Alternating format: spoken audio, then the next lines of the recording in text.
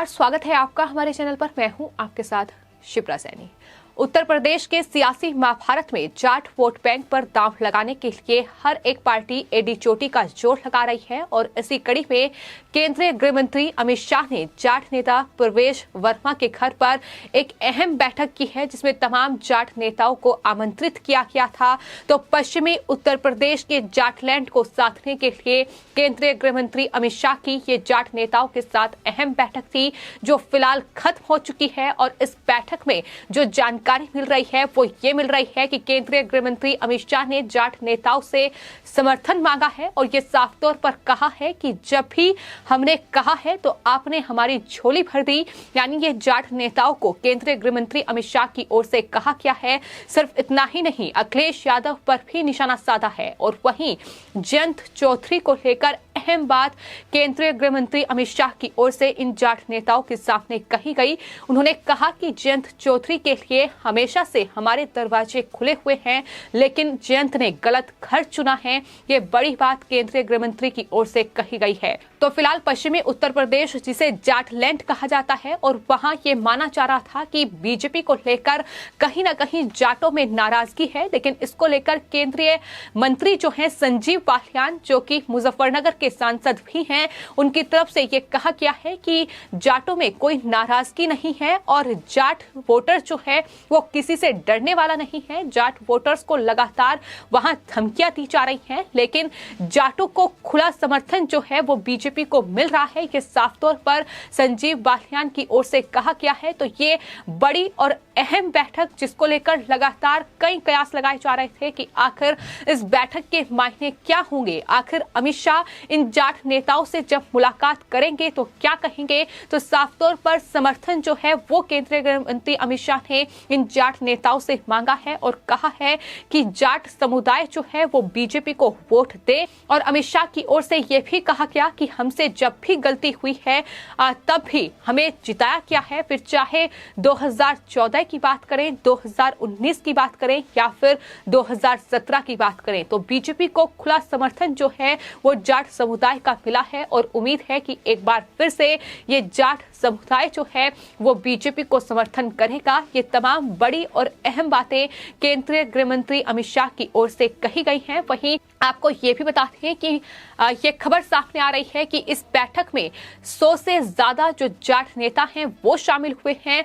पश्चिमी यूपी के 14 जिले और अलग अलग जिलों के जो जाट नेता हैं वो इस बैठक का हिस्सा बने हैं और तमाम अहम बड़ी बातें ये सामने आई हैं। वहीं आपको बताते हैं प्रवेश वर्मा, जो कि सांसद हैं बीजेपी के और एक जाट नेता हैं, उनके घर पर यह बैठक हुई है। और इस बैठक के बाद मीडिया से बातचीत करते हुए उन्होंने कहा है कि हम जयंत चौधरी को अपने घर यानी बीजेपी में उनका स्वागत करना चाहते थे, लेकिन उन्होंने गलत रास्ता चुना। जाट समुदाय के लोग उनसे बात करेंगे, उनके लिए हमारे दरवाजे खुले हैं। तो ये बड़ी बात उनकी तरफ से कही गई है। और इस बयान के बाद लगातार राजनीतिक गलियारों में सुगबुगाहट तेज हो गई है, क्योंकि अभी तक आपको बताते हैं समाजवादी पार्टी और आरएलडी का गठबंधन जो है वो उत्तर प्रदेश में हो चुका है।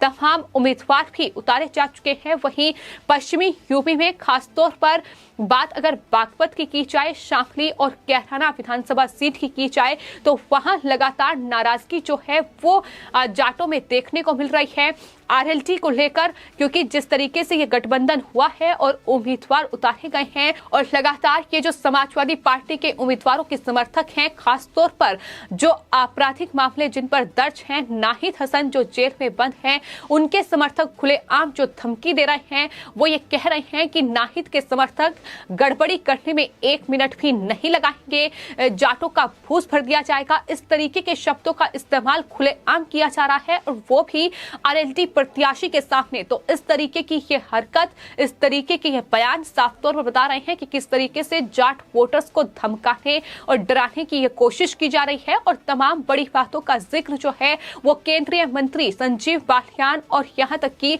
प्रवेश वर्मा की ओर से कहा गया है कि किस तरीके से जाटों को धमकाया जा रहा है इस गठबंधन के जरिए, लेकिन जाट जो है वो डरने वाला नहीं है। तो फिलहाल पश्चिमी यूपी में जाटलैंड, जिसमें कहीं ना कहीं जो जाट हैं वो खेती किसानी करते हैं, यानी ज्यादातर जो जाट हैं वो किसान हैं। और ऐसे में माना जा रहा था कि कृषि कानूनों को लेकर कहीं ना कहीं नाराजगी जनता के बीच है, नाराजगी किसानों के बीच है। तो ऐसे में ये अहम बैठक कहीं ना कहीं उस नाराजगी को दूर करने का काम करेगी। लेकिन पश्चिमी यूपी से जो रिपोर्ट सामने आ रही है वो यही सामने आ रही है कि किसानों की नाराजगी अब कृषि कानूनों को लेकर खत्म हो चुकी है, क्योंकि कृषि कानूनों को रद्द कर दिया गया है। वहीं दूसरी ओर जो गन्ने का मूल्य है वो बढ़ाया गया था। इसके अलावा जो गन्ने का भुगतान है वो भी समय पर योगी सरकार में कर दिया गया है। तो तमाम जो किसानों से जुड़े मुद्दे थे उनका हल योगी सरकार ने निकाला है, उनका समाधान किया है। ये तमाम बड़ी बातें केंद्रीय गृह मंत्री की ओर से इन जाट नेताओं से कही गई हैं।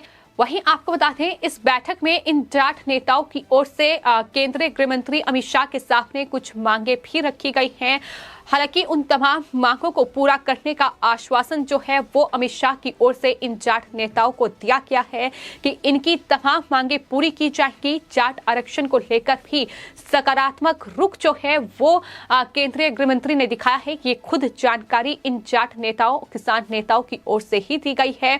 और इतना ही नहीं, इस पूरी बैठक में जहां एक तरफ प्रवेश वर्मा मौजूद थे तो वहीं केंद्रीय मंत्री संजीव बालियान, इसके अलावा धर्मेंद्र प्रधान भी इस बैठक में मौजूद थे।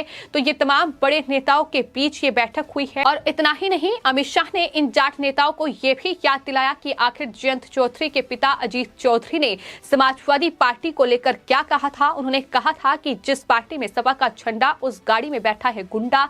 इस तरीके के बयान उनकी तरफ से दिए गए थे। और पश्चिमी यूपी में जिस तरीके से नाहिद हसन जैसे लोगों को टिकट बांटे जा रहे हैं जो कि आपराधिक छवि के नेता हैं, तो इससे साफ तौर पर साबित होता है कि किस तरीके से समाजवादी पार्टी दरअसल गुंडागर्दी करके ये चुनाव जीतने की होड़ में लगी हुई है। तो फिलहाल जो आज की अहम बैठक हुई है, एक तरफ समाजवादी पार्टी पर प्रहार करते हुए अमित शाह की ओर से इन जाट नेताओं को ये बताया गया है कि किस तरीके से उनके साथ कहीं ना कहीं अन्याय हो रहा है, किस तरीके से उन्हें बरगलाने की कोशिश की जा रही है। क्योंकि समाजवादी पार्टी इस तरीके से अपराधियों और गुंडों को टिकट दे रही है, वहीं आरएलडी के साथ गठबंधन करके उस जाट वोट बैंक को भी साधने की पुरजोर कोशिश कर रही है। लेकिन आने वाले वक्त में अगर समाजवादी पार्टी की सरकार उत्तर प्रदेश में बनती है तो किस तरीके का माहौल होगा, किस तरीके से अराजकता होगी, किस तरीके से गुंडागर्दी होगी, इसका कहीं ना कहीं जो बात है वो अमित शाह की ओर से बताई गई है कि किस तरीके से गुंडा राज और माफिया राज को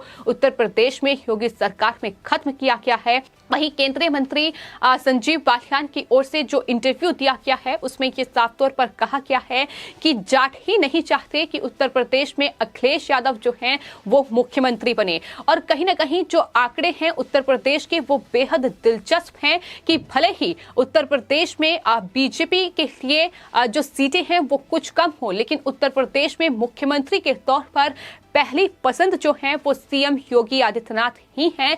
ये तमाम चुनावी ओपिनियन पोल भी दावा कर रहे हैं और यही दावा संजीव बालियान की ओर से भी किया गया है। उन्होंने मीडिया से बातचीत करते हुए ये कहा है कि हमारा समाज यानी जाट समुदाय हमेशा से ही बीजेपी के साथ रहा है।